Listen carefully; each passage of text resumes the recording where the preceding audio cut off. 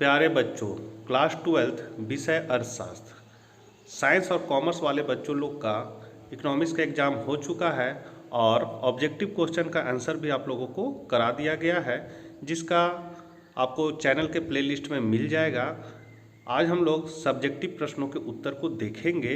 ये सारे क्वेश्चन आप बढ़िया से देखिए, क्योंकि आर्ट्स का एग्ज़ाम अर्थशास्त्र का होने वाला है, तो उसमें से 2-4 क्वेश्चन इससे आता है। देर न करते हुए आपसे रिक्वेस्ट है कि चैनल पर पहली बार है तो चैनल को सब्सक्राइब करके बेल आइकन दबाना ना भूलें, क्योंकि मैं जब भी वीडियो डालूंगा सबसे पहले आपको नोटिफिकेशन प्राप्त हो जाएगी। तो चलिए हम लोग आज कुछ नया सीखते हैं। भाग बी, विषय निष्ठ आधारित प्रश्न। ये क्वेश्चन साइंस और कॉमर्स वाले बच्चों का आ चुका है। एक बार आप लोग इसको मिलान कर लीजिए। सीधे हम लोग क्वेश्चन पे चलते हैं। अति लघुत्तरीय प्रश्न। पहला क्वेश्चन आया था, समष्टि अर्थशास्त्र को परिभाषित कीजिए। तो प्रोफेसर बोल्डिंग के अनुसार समष्टि अर्थशास्त्र में व्यक्तिगत मात्राओं का अध्ययन नहीं किया जाता है, अपितु इन मात्राओं के योग का अध्ययन किया जाता है। मतलब व्यक्तिगत मात्रा को हम लोग जोड़ के समूह का अध्ययन करेंगे तो वो समष्टि अर्थशास्त्र कहलाएगा। इसका संबंध व्यक्तिगत आय से नहीं बल्कि राष्ट्रीय आय से होता है, व्यक्तिगत कीमतों से नहीं बल्कि समान कीमत स्तर से होता है, तथा व्यक्तिगत उत्पादन से नहीं बल्कि राष्ट्रीय उत्पादन से होता है। तो इसका मतलब है समष्टि अर्थशास्त्र है, एक समूह का अध्ययन करता है, एक बड़ी इकाई का अध्ययन करता है। दूसरा क्वेश्चन है, मध्यवर्ती वस्तु क्या है? तो अंतिम वस्तुओं तथा सेवाओं के उत्पादन में उत्पादक द्वारा प्रयोग किए जाने वाला कच्चा माल, बिजली, ईंधन आदि को मध्यवर्ती वस्तु कहते हैं। उदाहरण के लिए बेकरी में डबल रोटी के उत्पादन में प्रयोग किया जाने वाला गेहूं का आटा मध्यवर्ती वस्तु है। मतलब यदि आप गेहूं है, गेहूं से बनता है आटा, आटा से बनता है रोटी और रोटी उपभोक्ता उपभोग कर लेता है, तो आपका गेहूं, आटा ये सब क्या हुआ? मध्यवर्ती वस्तु कहलाएगा। अगला क्वेश्चन है, औसत उत्पाद क्या है? तो परिवर्ती कारक की प्रत्येक इकाई उत्पादन को औसत उत्पाद कहा जाता है। तो एपी मतलब औसत उत्पादन बराबर होगा कुल उत्पादन को इकाई से भागा दे देंगे, मतलब श्रम से अगर हम भागा दे देंगे या कोई भी मात्रा से भागा दे देंगे तो वो औसत उत्पादन बन जाएगा। मतलब औसत उत्पादन मतलब होता है अतिरिक्त प्रति इकाई, जिसको हम लोग शॉर्टकट में कह सकते हैं। बाजार से आप क्या समझते हैं? तो समान अर्थ में बाजार शब्द से तात्पर्य एक ऐसे स्थान या केंद्र से होता है जहां पर वस्तु के क्रेता और विक्रेता भौतिक रूप से उपस्थित होकर क्रय विक्रय का कार्य करते हैं। उदाहरण के लिए शहरों में स्थापित व्यापारिक केंद्र जैसे कपड़ा बाजार या फिर गांव में लगने वाला हाट। प्रोफेसर एली के अनुसार बाजार से तात्पर्य उस समान क्षेत्र से होता है जहां पर किसी वस्तु विशेष के मूल्य को निर्धारित करने वाली शक्तियां क्रियाशील होती है। पांचवा क्वेश्चन है, मुद्रा की परिभाषा दीजिए। तो क्रॉथर के अनुसार मुद्रा वह वस्तु है जो विनिमय के माध्यम के रूप में सामान्यतः स्वीकारी जाती है और साथ ही साथ में मुद्रा के माप और मुद्रा के संग्रह का कार्य भी करे। राजस्व प्राप्ति से आप क्या समझते हैं? तो सरकार द्वारा वसूले गए सभी प्रकार के कर और शुल्क, निवेशों पर प्राप्त ब्याज और लाभांश तथा विभिन्न सेवाओं के बदले प्राप्त रकम को राजस्व प्राप्ति या राजस्व कहा जाता है। सातवां क्वेश्चन था, आयात प्रतिस्थापन से क्या तात्पर्य है? तो आयात प्रतिस्थापन का अभिप्राय आयात की जाने वाली किसी वस्तु का कुल या आंशिक रूप से देश के कच्चे माल तथा तकनीकी ज्ञान द्वारा उत्पादित उसी प्रकार का कार्य करने वाली वस्तु द्वारा प्रतिस्थापन करने से है। लघु उत्तरीय प्रश्न है आठवां, मांग के नियम से आप क्या समझते हैं? तो मांग किसी वस्तु की वे मात्राएं हैं जिन्हें एक उपभोक्ता अन्य बातें समान रहने पर प्रत्येक संभव कीमत पर एक निश्चित समय में खरीदने के लिए इच्छुक तथा योग्य है। 9वां नंबर क्वेश्चन है, अल्पकालीन उत्पादन फलन और दीर्घकालीन उत्पादन फलन में अंतर स्पष्ट कीजिए। तो इधर है आपका अल्पकालीन, इधर है आपका दीर्घकालीन। तो परिवर्तनशील अनुपात का नियम या फिर विविध अनुपात का नियम भी बोल सकते हैं, वो अल्पकालीन उत्पादन फलन कहलाता है, और पैमाने का प्रतिफल जो है वो दीर्घकालीन उत्पादन फलन कहलाता है। अब यहाँ अंतर देख लेते हैं। पहला अंतर अल्पकालीन का है, इस उत्पादन फलन में उत्पादन के स्तर में परिवर्तन के साथ साथ कारक आगत अनुपात में परिवर्तन होता है। दीर्घकाल में क्या होता है कि इस उत्पादन फलन में उत्पादन के स्तर में परिवर्तन के साथ साथ कारक आगत अनुपात समान या स्थिर रहता है। दूसरा अंतर है, इसमें कुछ कारकों के स्थिर रहते हुए केवल कुछ कारकों में परिवर्तन करके ही उत्पादन में वृद्धि की जा सकती है। जबकि दीर्घकाल में क्या होता है कि इसमें सभी कारक आगतों की मात्रा में वृद्धि करके उत्पादन में वृद्धि की जा सकती है। यहाँ आगत मतलब हो गया साधन, मतलब उत्पादन में प्रयोग होने वाले जो साधन होते हैं, भूमि, श्रम, पूंजी, प्रबंध, ये सभी आगत कहलाएंगे। और जो उत्पादन होता है, जैसे आलू का उत्पादन हुआ, तो वो हो जाएगा मेरा निर्गत। तीसरा अंतर है, इनमें उत्पादन की मात्रा में परिवर्तन होने से उत्पादन के पैमाने में परिवर्तन नहीं होता है, जबकि दीर्घकाल में क्या होगा कि इसमें उत्पादन की मात्रा में परिवर्तन होने के साथ साथ उत्पादन के पैमाने में भी परिवर्तन होता है। 10वां नंबर क्वेश्चन है, पूर्ण प्रतियोगी बाजार की 3 विशेषताओं को बताएं। तो बोल्डिंग के शब्दों में पूर्ण प्रतियोगिता बाजार की वह स्थिति है जिसमें किसी वस्तु के बहुत से क्रेता तथा विक्रेता होते हैं। विक्रेता समरूप वस्तु को एक समान कीमत पर बेचते हैं। फर्म द्वारा कीमत निर्धारित नहीं की जाती बल्कि उद्योग द्वारा निर्धारित होती है। इसकी विशेषता है, पहला, फर्मों या विक्रेताओं की अधिक संख्या। किसी वस्तु को बेचने वाले विक्रेताओं की संख्या इतनी अधिक होती है कि किसी एक फर्म द्वारा पूर्ति में की जाने वाली वृद्धि या कमी का बाजार की कुल पूर्ति पर बहुत ही कम प्रभाव पड़ता है। अतएव कोई अकेला फर्म वस्तु की कीमत को प्रभावित नहीं कर सकता है। दूसरा है विशेषता, क्रेताओं की अधिक संख्या। तो क्रेताओं की संख्या बहुत अधिक होती है, इसलिए कोई एक क्रेता कीमत को प्रभावित करने के योग्य नहीं होता है। तीसरा है एक समान या समरूप वस्तुएं। तो पूर्ण प्रतियोगिता की दूसरी शर्त यह है कि सभी विक्रेता एक जैसी ही इकाइयां बेचते हैं, उनमें रूप, रंग, गुण या किस्म में किसी भी प्रकार का अंतर नहीं होता, सभी वस्तुएं समरूप होती है। 11 नंबर क्वेश्चन है, सकल घरेलू उत्पाद मतलब ग्रॉस डोमेस्टिक प्रोडक्ट और सकल राष्ट्रीय उत्पाद ग्रॉस नेशनल प्रोडक्ट में अंतर स्पष्ट कीजिए। तो सकल घरेलू उत्पाद मतलब जीडीपी देश के घरेलू क्षेत्र के उत्पादित सभी अंतिम वस्तुओं तथा सेवाओं के मौद्रिक मूल्य को बताता है, जबकि सकल राष्ट्रीय उत्पाद मतलब जीएनपी देश के समान निवासियों द्वारा उत्पादित अंतिम वस्तुओं तथा सेवाओं का बाजार मूल्य होता है।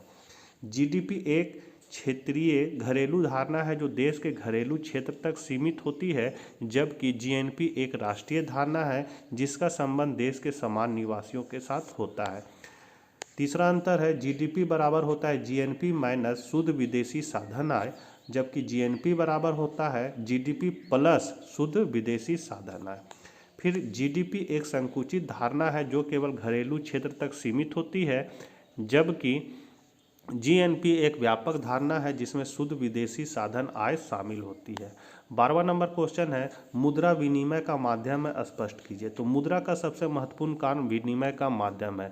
इसका अभिप्राय यह है कि एक व्यक्ति अपनी वस्तुओं को बेचकर मुद्रा प्राप्त करता है तथा मुद्रा देकर अन्य वस्तुओं को खरीदता है। मुद्रा क्रय तथा विक्रय दोनों में ही एक मध्यस्थ का कार्य करती है। विनिमय के माध्यम के रूप में मुद्रा ने वस्तु विनिमय प्रणाली की मुख्य कठिनाई अर्थात आवश्यकताओं के दोहरे संयोग के अभाव को समाप्त कर दिया है। इसके फलस्वरूप विनिमय का कार्य सरल और सुगम हो गया है तथा समय और परिश्रम की बहुत अधिक बचत हुई है। मुद्रा के विनिमय के माध्यम के रूप में कार्य करने का अभिप्राय यह है कि इसे लोग समान रूप से स्वीकार करते हैं, इसलिए मुद्रा के द्वारा वे अपनी इच्छा की विभिन्न वस्तुएं खरीद सकते हैं, अर्थात बहुपक्षीय व्यापार कर सकते हैं। इस प्रकार मुद्रा लोगों को आर्थिक स्वतंत्रता प्रदान करती है तथा बाजार का विस्तार तथा प्रतियोगिता बढ़ाकर बाजार संयंत्र को निपुण बनाती है।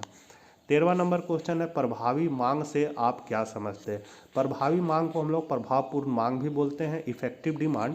तो केन्स ने 1936 में अपनी पुस्तक the general theory of employment, interest and money में रोजगार सिद्धांत का उल्लेख किया। केन्स के अनुसार रोजगार प्रभावपूर्ण मांग पर निर्भर करती है, या फिर बोल सकते हैं प्रभावी मांग पर निर्भर करती है।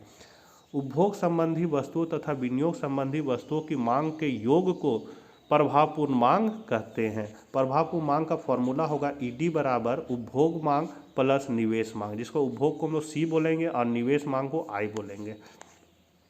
उपभोग से संबंधित वस्तुएं वे हैं जिनका उपभोग व्यक्ति या परिवार अपनी समान आवश्यकता की पूर्ति के लिए करता है, जैसे खाद्यान्न, वस्त्र आदि।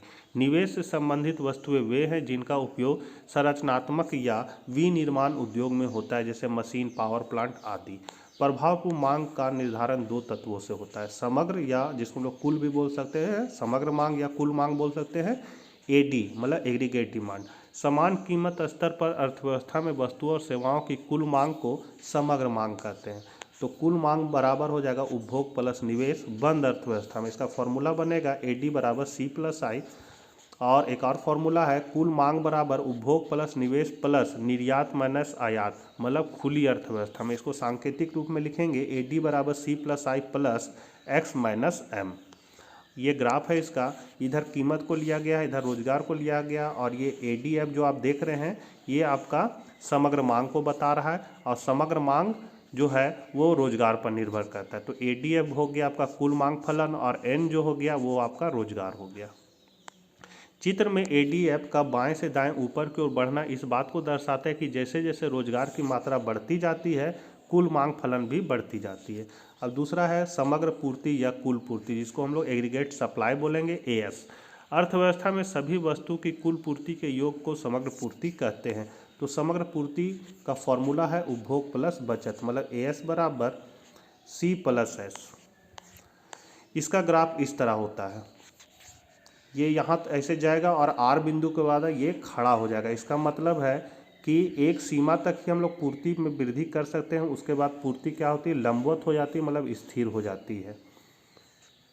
चित्र से यह स्पष्ट है कि ON तक रोजगार के बढ़ने के साथ साथ ASF बढ़ता है, उसके बाद यह लंबवत हो जाती है, मतलब स्थिर हो जाता है। अब संतुलन समग्र मांग और आपूर्ति में संतुलन उस समय होता है जब किसी विशेष कीमत स्तर पर समग्र मांग और समग्र पूर्ति के बराबर हो जाए। संतुलन स्तर की समग्र आपूर्ति से जुड़े रोजगार स्तर को रोजगार संतुलन रोजगार या प्रभावपूर्ण मांग कहा जाता है। हम लोग देख सकते हैं इस ग्राफ में, ये जो ग्राफ है ये AD जो है वो समग्र मांग को बता रहा है, और ये जो है ये समग्र पूर्ति को बता रहा है। समग्र पूर्ति को दोनों कहाँ मिल रहे हैं आपका, तो E बिंदु पर मिल रहे हैं। तो ये आपका प्रभावपूर्ण मांग का बिंदु कहलाएगा, जिससे विक्रय प्राप्ति OM होगा और अर्थव्यवस्था में आय और रोजगार कितना होगा, ON होगा। उसके बाद हम लोग देखते हैं ये रेखा यहाँ से ऐसे सीधा खड़ा हो जाता है। तो सीधा जहाँ से खड़ा हो जाता है इसका मतलब है कि अर्थव्यवस्था में NN2 के बराबर बेरोजगारी होगी।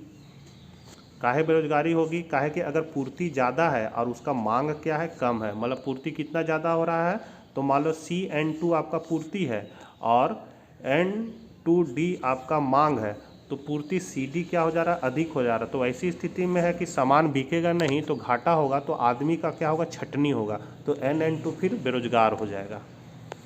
तो संतुलन कहाँ पर हुआ या प्रभावपूर्ण मांग कौन बिंदु पर मिला, E बिंदु पर, जहाँ पर समग्र मांग और समग्र पूर्ति आपस में बराबर होते हैं। यही चीज़ है, चित्र में AD बराबर समग्र मांग की रेखा है और AS समग्र पूर्ति की रेखा। ये दोनों वक्र एक दूसरे को E बिंदु पर काटती है जो संतुलन बिंदु है।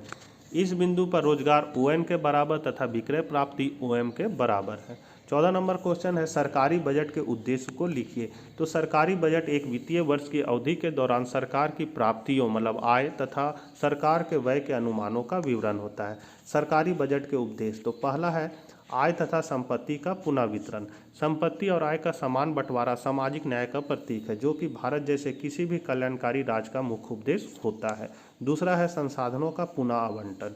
अपनी बजट संबंधी नीति द्वारा देश की सरकार संसाधनों का आवंटन इस प्रकार करती है जिससे अधिकतम लाभ तथा सामाजिक कल्याण के बीच संतुलन स्थापित किया जा सके। तीसरा है आर्थिक स्थिरता। तो अर्थव्यवस्था में तेजी और मंदी के चक्र चलते हैं।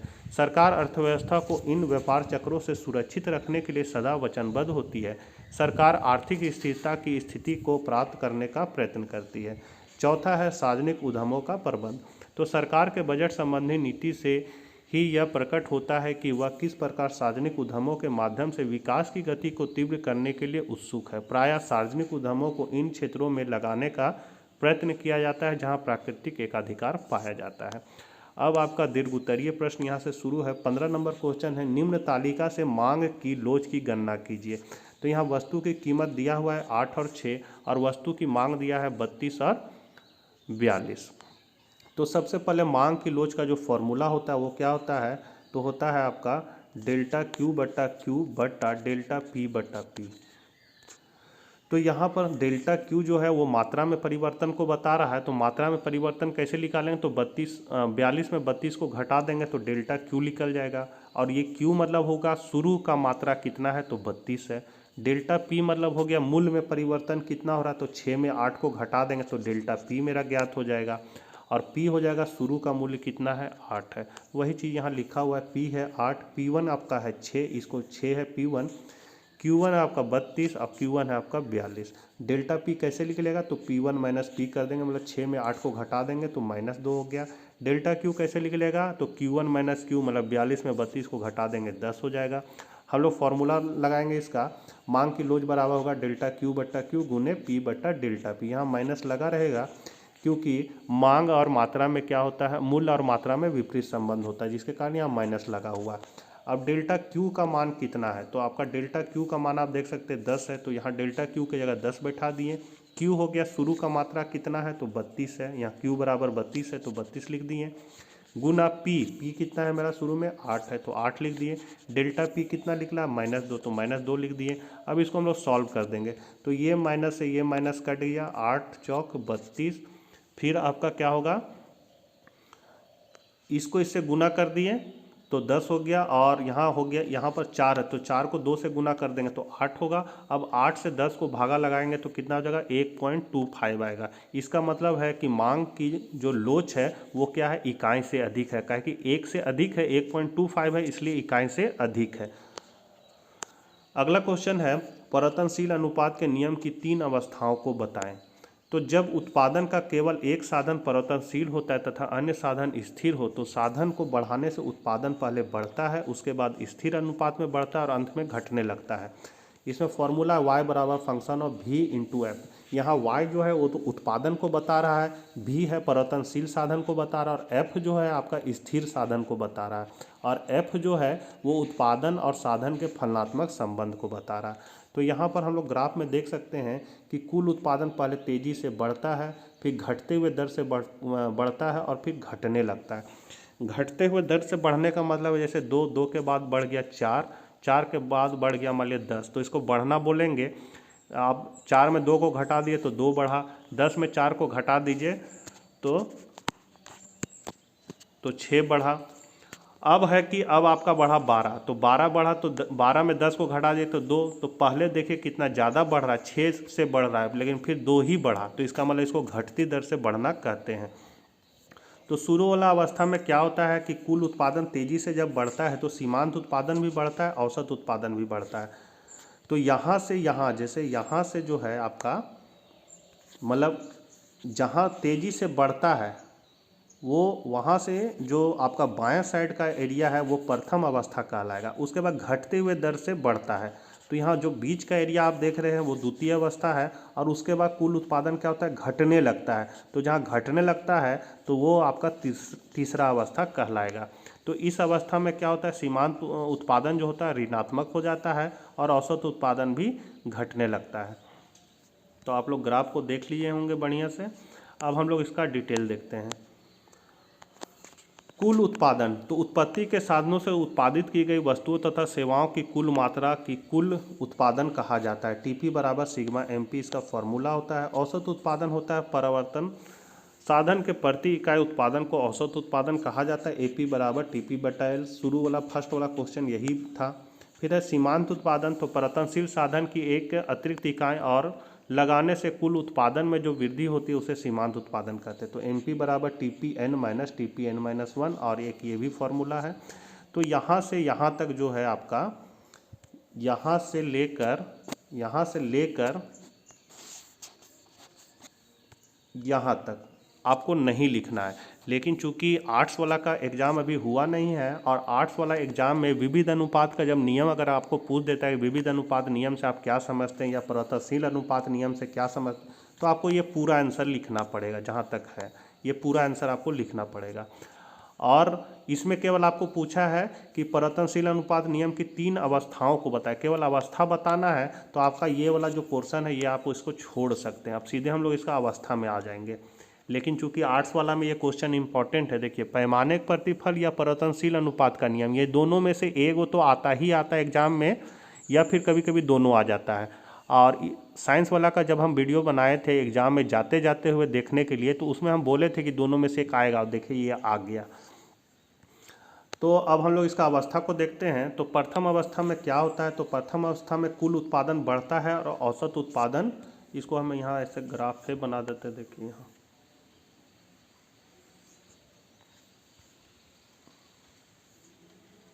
गलत बन गया।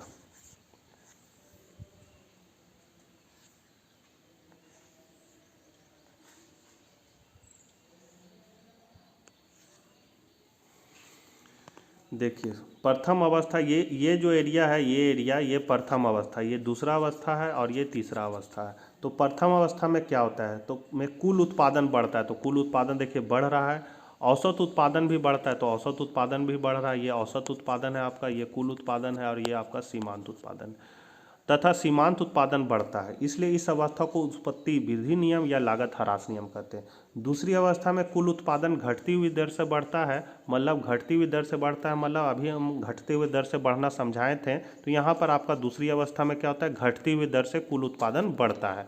औसत उत्पादन अधिकतम होकर धीमी गति से बढ़ता है तथा सीमांत उत्पादन तीव्र गति से घटता है और शून्य हो जाता है। इसलिए इसे उत्पत्ति समता नियम अथवा लागत समता नियम कहते हैं। तीसरा अवस्था में क्या होता है, तो तीसरा अवस्था में कुल उत्पादन घटता है, औसत उत्पादन घटता है और सीमांत उत्पादन ऋणात्मक हो जाता है। इसलिए इसे उत्पत्ति ह्रास नियम या लागत वृद्धि नियम कहते हैं। 17 नंबर क्वेश्चन है, एकाधिकार बाजार में मूल्य निर्धारण कैसे होता है। तो एकाधिकार को पहले हम लोग जान लेते हैं। अंग्रेजी के मोनोपोली शब्द का अर्थ एक विक्रेता से होता है। अंग्रेजी के मोनो का अर्थ है एक और पोली का अर्थ होता है विक्रेता।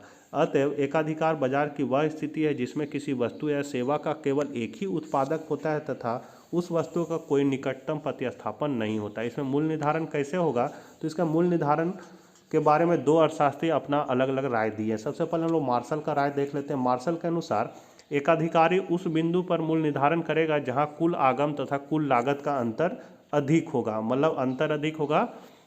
तो यहाँ हम लोग ग्राफ में देख सकते हैं, ये है आपका कुल आगम का रेखा और ये है आपका कुल लागत का रेखा।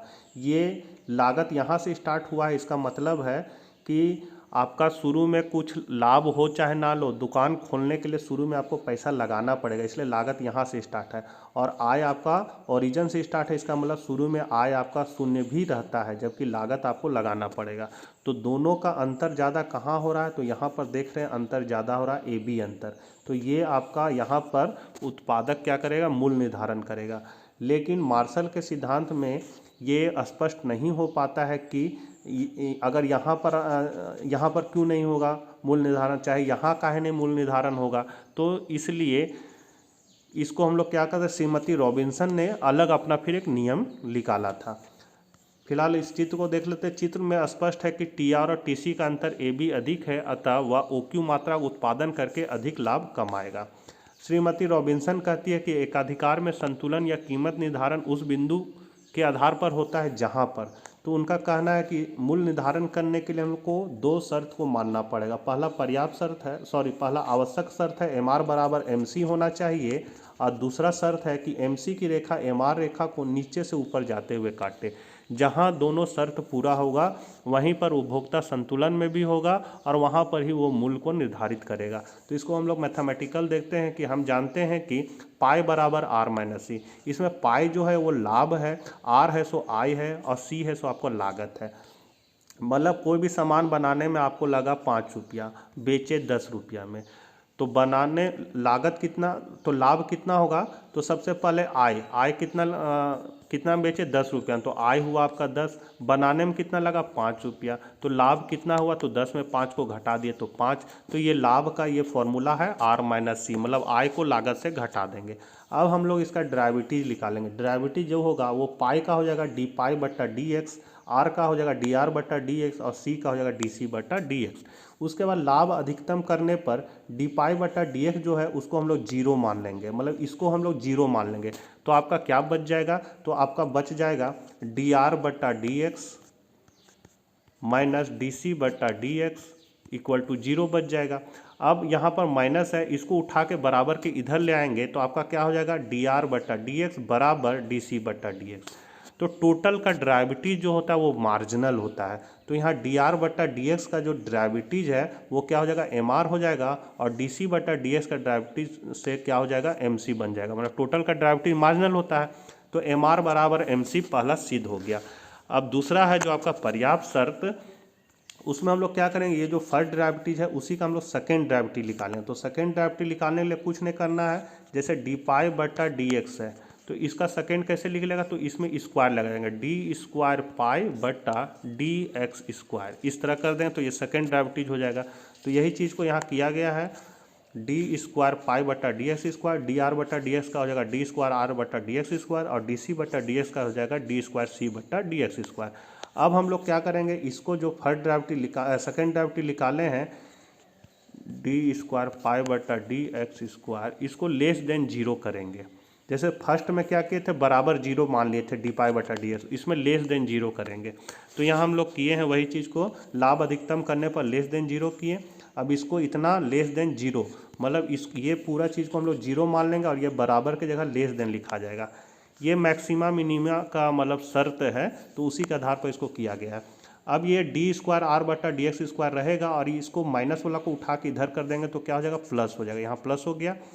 अब हम लोग इसको सीधा करके लिखेंगे, तो मान लिया 3 छोटा है 5 से, तो हम लिख सकते हैं 5 बड़ा है 3 से, इस तरह भी लिख सकते हैं। तो सेम यही चीज़ किए, इसको पहले लिख दिए और यहाँ लेस देन का साइन है, इसको ग्रेटर देन कर दिए और ये वाला फिर लिख दिए।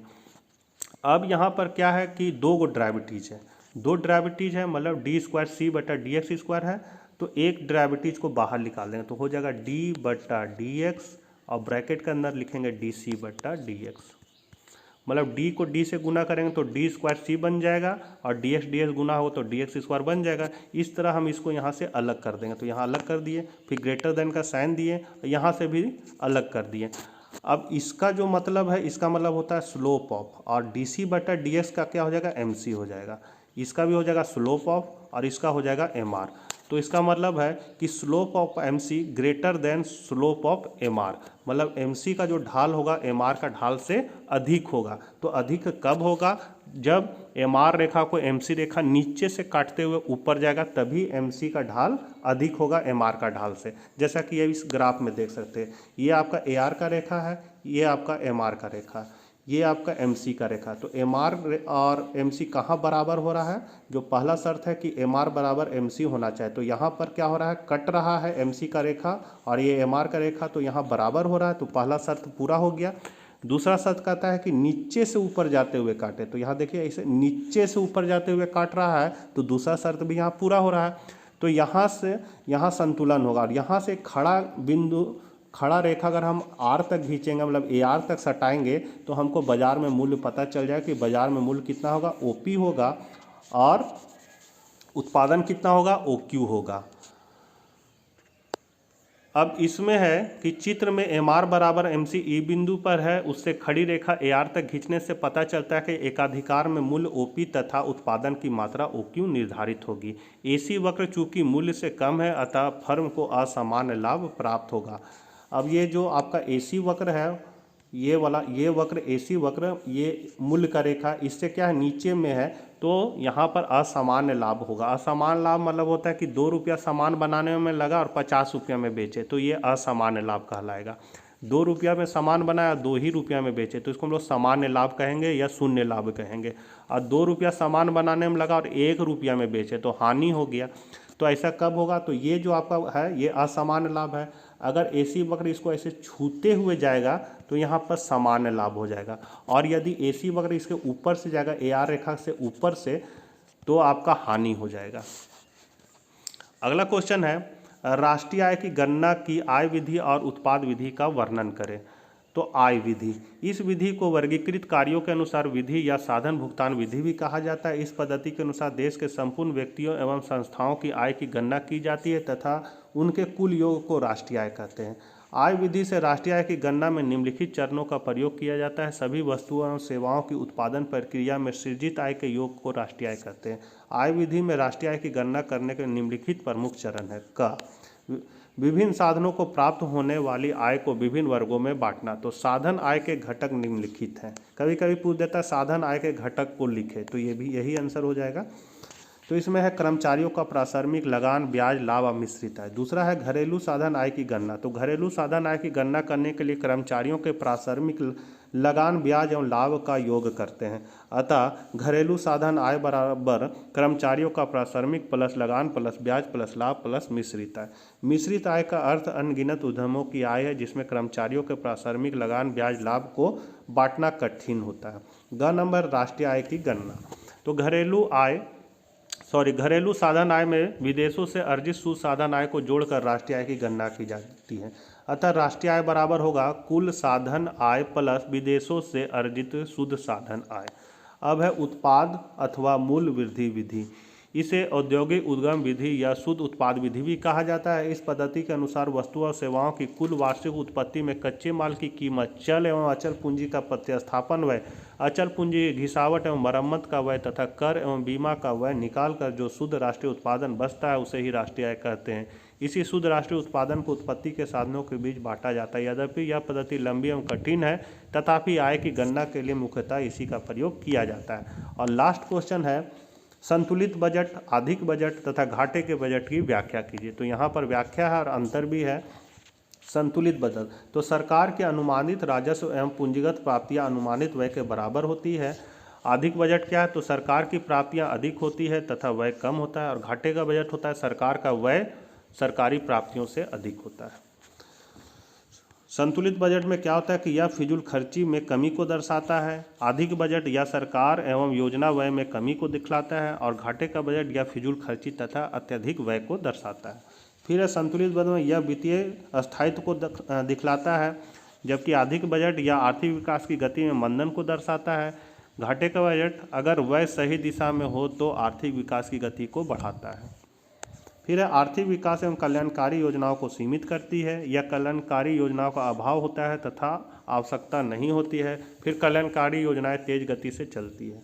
आदर्श रूप में यह अच्छी नीति है परंतु व्यवहार में अर्थशास्त्री इसके पक्षधर नहीं होते हैं। स्फीति की स्थिति में यह बजट अनुकूल होती है लेकिन मंदी में ऐसा बजट खतरनाक है। और घाटे का बजट क्या है कि मंदी में यह बजट उपयुक्त होता है लेकिन तेजी की स्थिति में यह बजट ठीक नहीं है। तो ये थे आपके 19 सब्जेक्टिव प्रश्न जिसका उत्तर मैंने आप लोगों को बता दिया है। आर्ट्स वाले बच्चे एक नज़र इसको जरूर देख लेंगे क्योंकि 1-2 क्वेश्चन इससे जरूर आएगा। तो मिलते हैं नेक्स्ट वीडियो के साथ, तब तक आज्ञा दीजिए, बाय बाय।